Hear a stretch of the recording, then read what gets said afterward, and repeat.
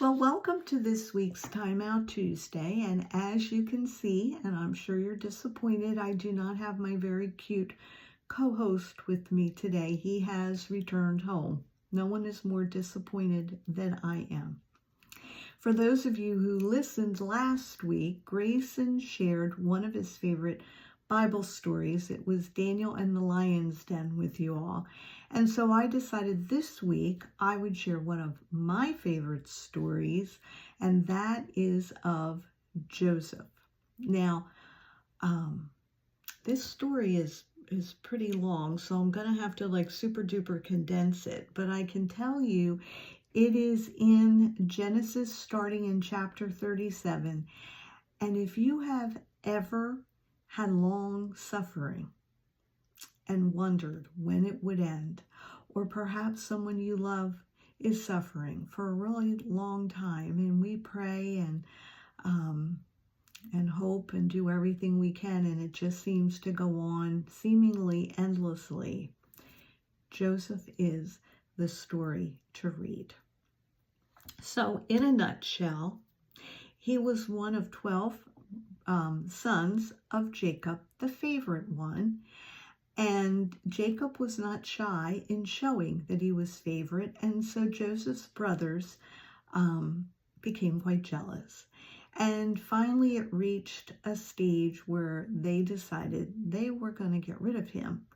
And so he went out to visit them out in the field, and they threw him into a pit. Originally, they were going to kill him, but along came a caravan from Egypt, and they sold him to slave traders, told the father that he was killed by a wild animal, and off Joseph goes to Egypt, which is quite a distance from where they lived.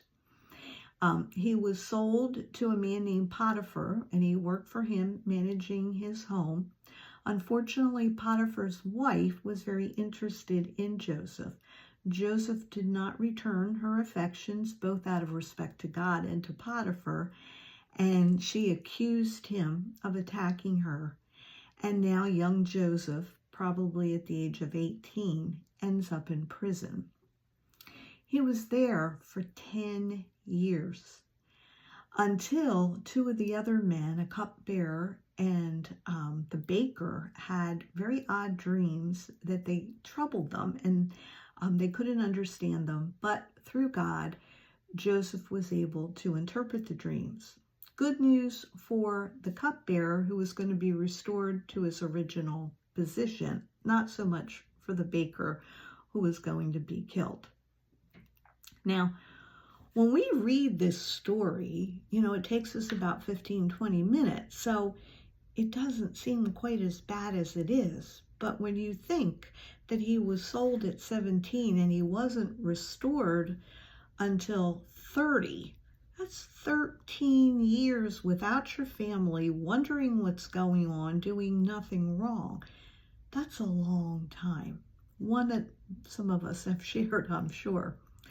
So it ends up that the cupbearer doesn't remember Joseph to Pharaoh until 2 years later, when Pharaoh had dreams that no one could interpret. The cupbearer all of a sudden remembers Joseph. Joseph's brought up from prison.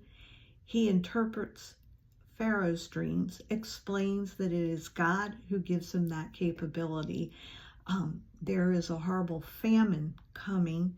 Joseph gives a plan to prepare for that, and Pharaoh states him as the second highest in command of all of Egypt. Through this, he's able to help his brother and father when they are without food, forgives them easily, and helps them.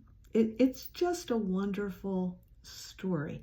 And at the end, the last verse Joseph says is, "What you meant for evil against me, God meant for good."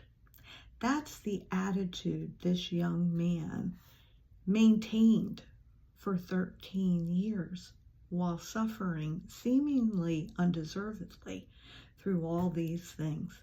And so he never stopped trusting in God. We hear nothing of him being angry towards him. He honored him with all of his life, even when circumstances were not good. He forgave his brothers and his father. It's just an amazing story. And through it all, he knows that even in bad times, when seemingly it's just not going well, God, our powerful God, can use it all for good. And that, my friends, is this week's message from Time Out Tuesday. And I do hope to see you all next week. God bless you all.